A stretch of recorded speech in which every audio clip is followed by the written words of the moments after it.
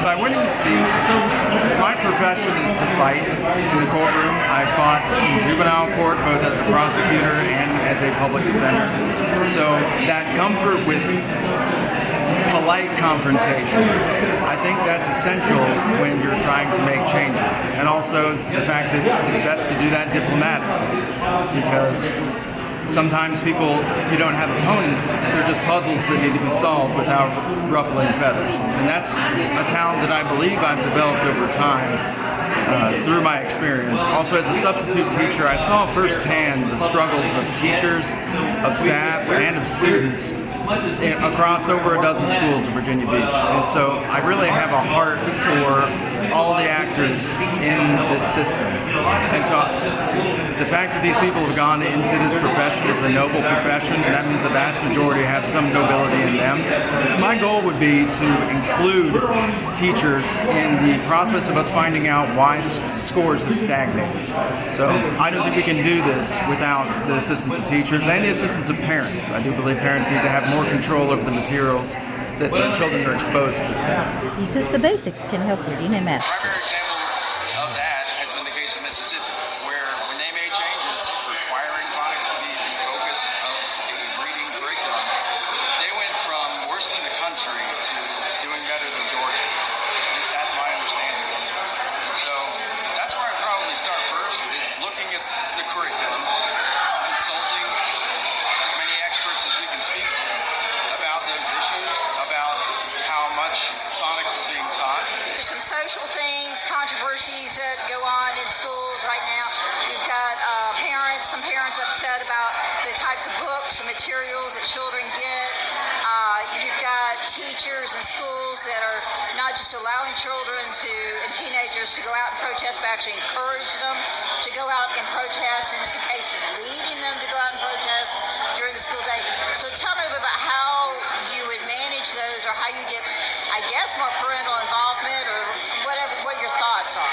Well, first off, to address the issue of students being enlisted to engage in protest, that's not going to be happening. That cannot be allowed. It's a simple solution. That's not happening.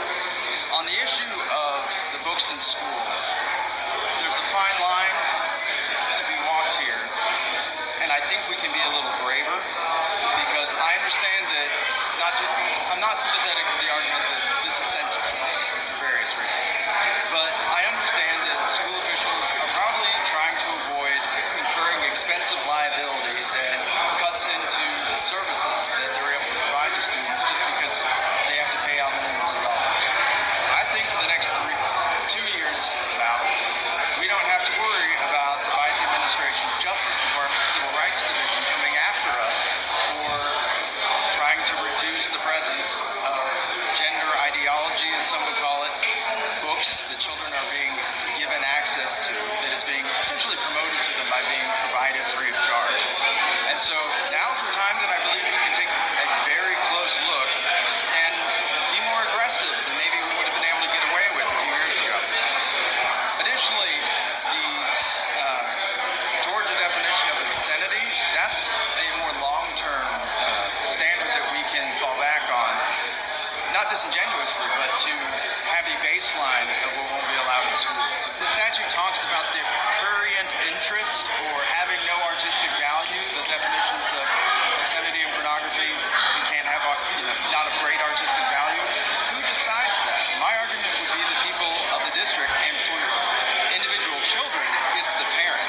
So we need to make it accessible online, where parents can review the books that their children have access to, and there might be a list of flagged books where they have to get pre-approval from parents to have access to that segment of the library.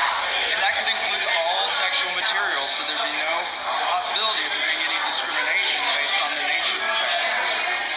I think parents need to have absolute control over what their children are exposed to when it comes to issues of sexuality. And I think we should be aggressive in that, as aggressive as we can